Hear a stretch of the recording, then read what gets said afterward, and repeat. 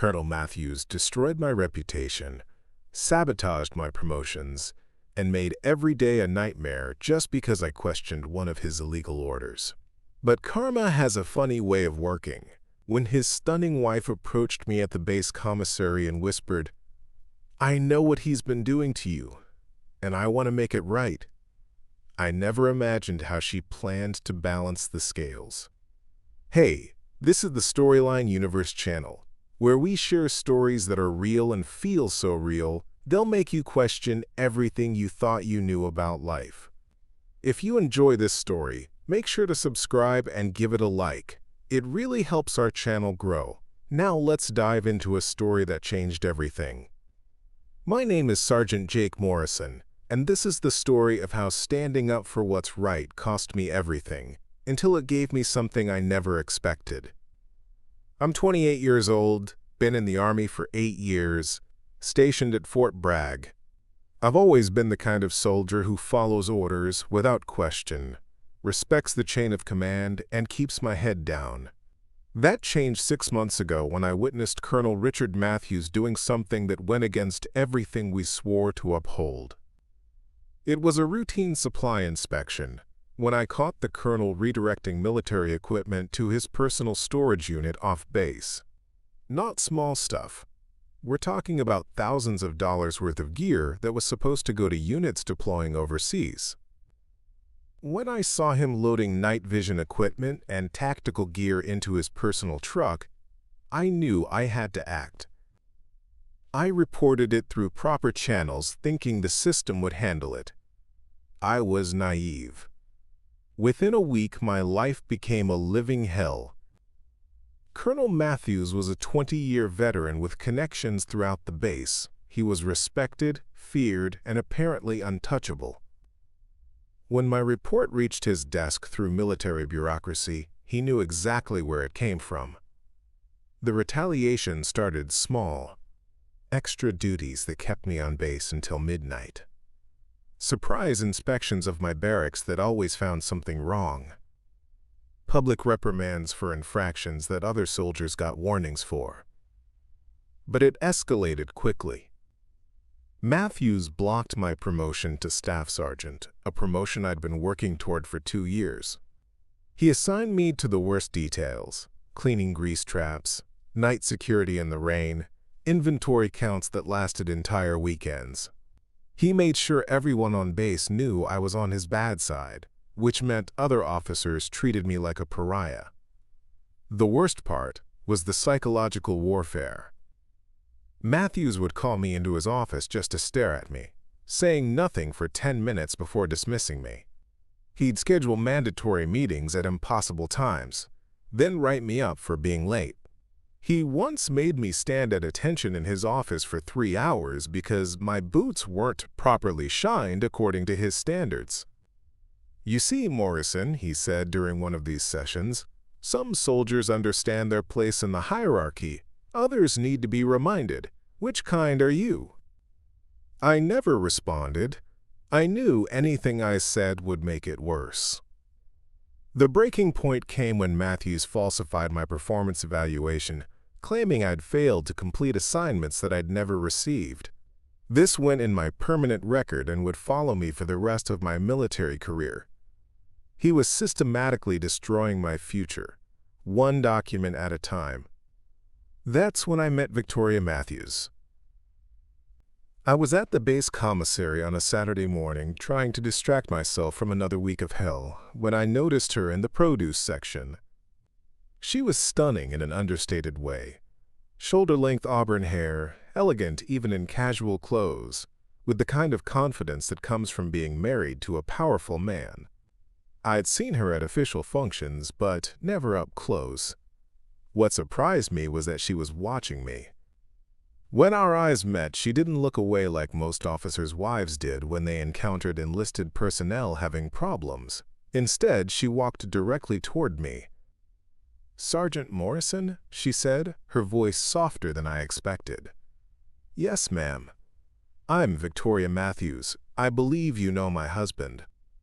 My stomach dropped. This was it. She was going to finish what the colonel started, probably accuse me of harassment or insubordination. Ma'am, if this is about... It's about what he's been doing to you, she interrupted, glancing around to make sure we weren't overheard. I know what he's been doing to you, and I want to make it right. I stared at her, confused. I'm sorry, ma'am, I don't understand. Victoria moved closer, close enough that I could smell her perfume. Can we talk somewhere private? Against my better judgment, I agreed to meet her at a coffee shop off base an hour later.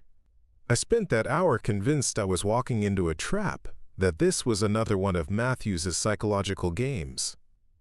But when Victoria arrived, alone and nervous, I realized this was something else entirely. My husband thinks I don't pay attention to his work, she began, stirring her coffee without drinking it. He thinks I'm just the dutiful officer's wife who hosts dinner parties and attends charity events. But I see everything, Jake. I see how he treats people he considers beneath him. She knew my first name. She'd been paying attention. I've watched him destroy good soldiers before you, she continued, men who dared to question him or challenge his authority. He's been getting away with it for years because no one has the courage to stand up to him. Ma'am, I appreciate your concern, but nothing. Her eyes flashed with anger. What he's doing to you is wrong. The equipment theft, the retaliation, the abuse of power. I've seen it all. I leaned back, stunned. You know about the equipment? I know about all of it. Richard isn't as careful as he thinks he is. I've seen the gear in our garage, heard the phone calls with his civilian contacts. I know exactly what kind of man I married. The way she said it, with disgust and disappointment, told me everything about their marriage. Why are you telling me this? I asked.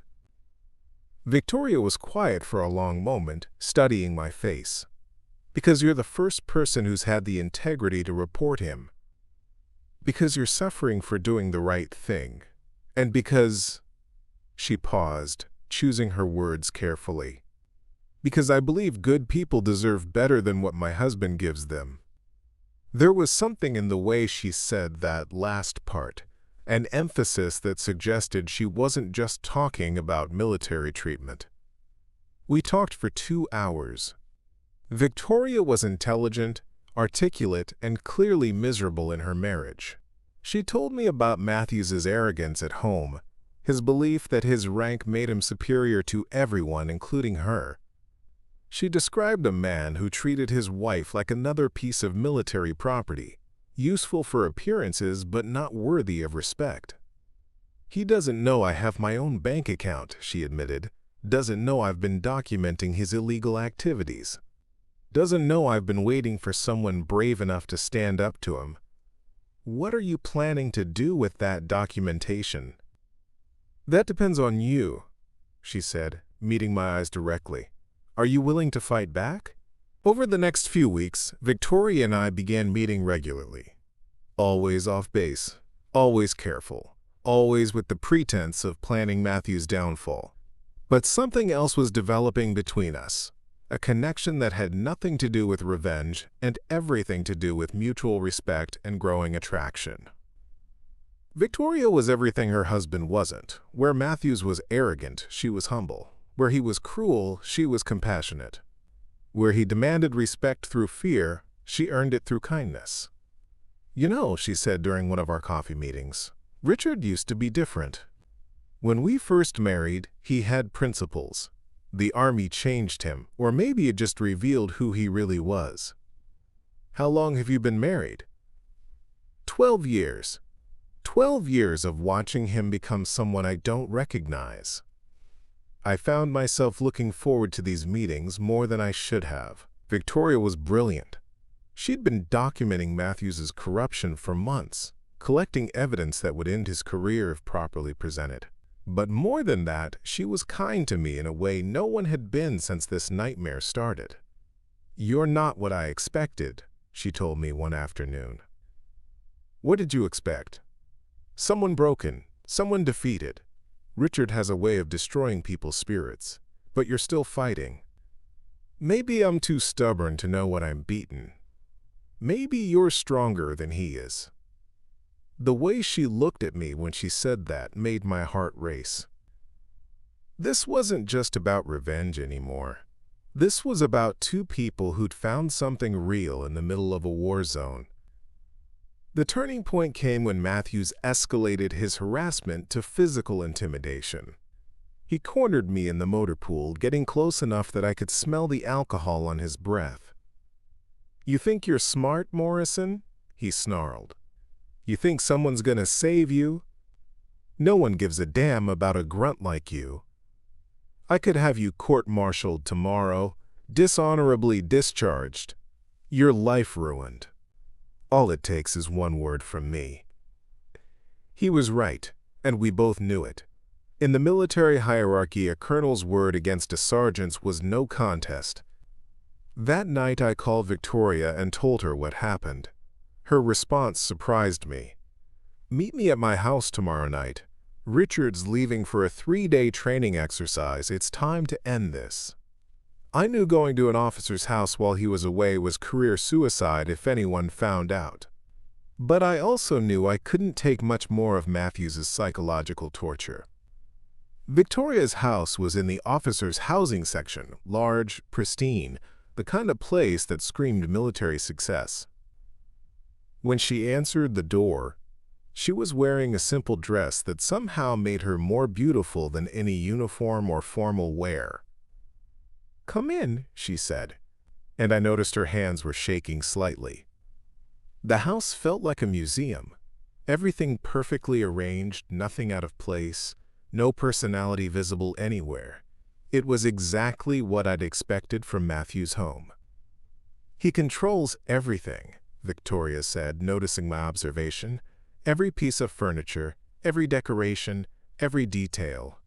I haven't been allowed to change anything in 12 years. She led me to a home office where she'd laid out boxes of documents, photos, financial records, communication logs, inventory discrepancies. Months of careful documentation that painted a clear picture of Matthew's corruption. "This is enough to destroy him," I said, flipping through the evidence. "I know. The question is whether you're ready to use it." I looked at her, this beautiful woman who'd risked everything to help a soldier she barely knew, and I realized that somewhere along the way, this had stopped being about revenge. "Victoria," I said carefully, "what happens after we expose him?" "He gets court-martialed, dishonorably discharged, probably goes to prison." "I meant what happens to us." She moved closer to me, close enough that I could see the flecks of gold in her green eyes. "That depends on what you want to happen."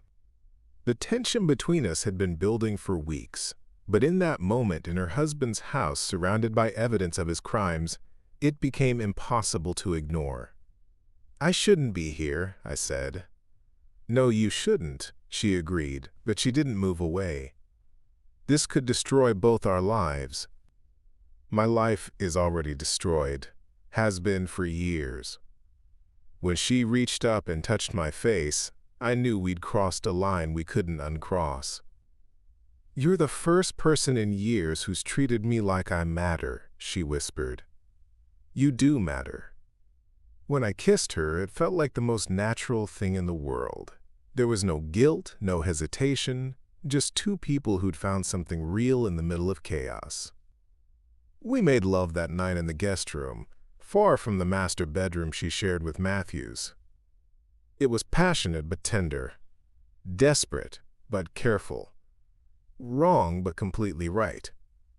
Afterward, lying in her arms, I understood that this was about more than revenge or rebellion.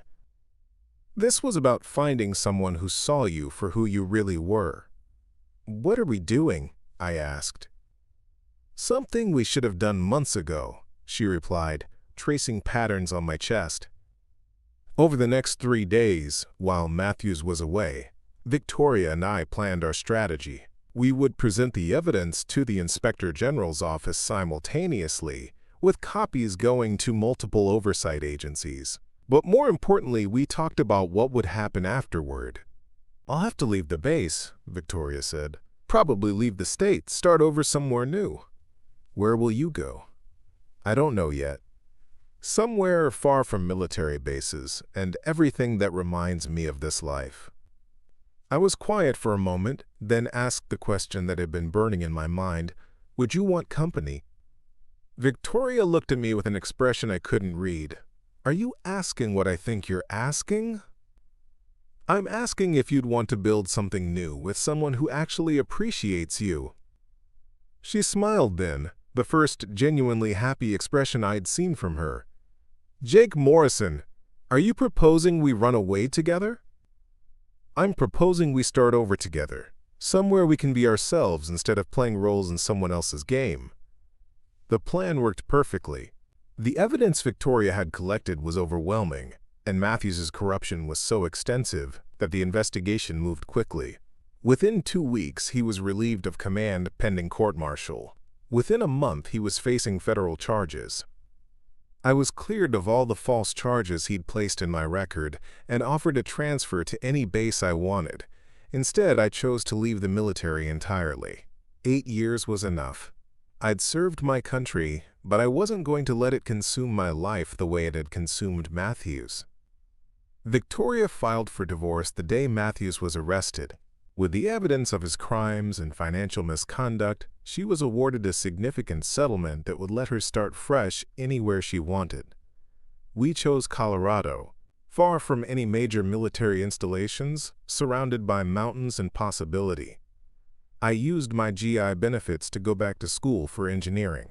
Victoria started a consulting business helping military families navigate divorce and domestic situations. 6 months after Matthew's conviction, Victoria and I were married in a small ceremony overlooking the Rocky Mountains. No military traditions, no formal protocols. Just 2 people who'd found each other in the aftermath of someone else's corruption. People who know our story sometimes ask if I feel guilty about sleeping with another man's wife. The answer is complicated. Do I feel guilty about betraying marriage vows? No, because Matthews had already destroyed that marriage through years of emotional abuse and neglect. Do I feel guilty about falling in love with someone who showed me kindness when everyone else turned away? Not for a second. What Matthews didn't understand is that real power doesn't come from rank or fear. It comes from earning respect and treating people with dignity. He lost everything because he believed his position made him untouchable. But in the end, the person who brought him down was the one closest to him, the one he'd underestimated and mistreated for years. Victoria and I have been married for 2 years now. We have a small house with a garden she tends herself, furniture she chose, walls painted in colors she loves. She laughs more in a single day than she did in years of marriage to Matthews. Sometimes I wonder if what we did was revenge or justice. Probably both. Matthews deserved to face consequences for his actions, and those consequences came from the last place he expected, his own home. But for us, it was never really about revenge. It was about 2 people recognizing something real in each other and having the courage to reach for it, even when the cost was everything we'd known before. The last I heard, Matthews served 18 months in military prison before being dishonorably discharged. His pension was revoked, his benefits stripped, his reputation destroyed. He works at a hardware store now, just another middle-aged man whose past caught up with him. Justice has a funny way of working. Sometimes it comes from the courts, sometimes from karma. But sometimes it comes from the people you've hurt, deciding they deserve better than what you've given them. And sometimes, if you're very lucky, getting justice also means getting a second chance at happiness.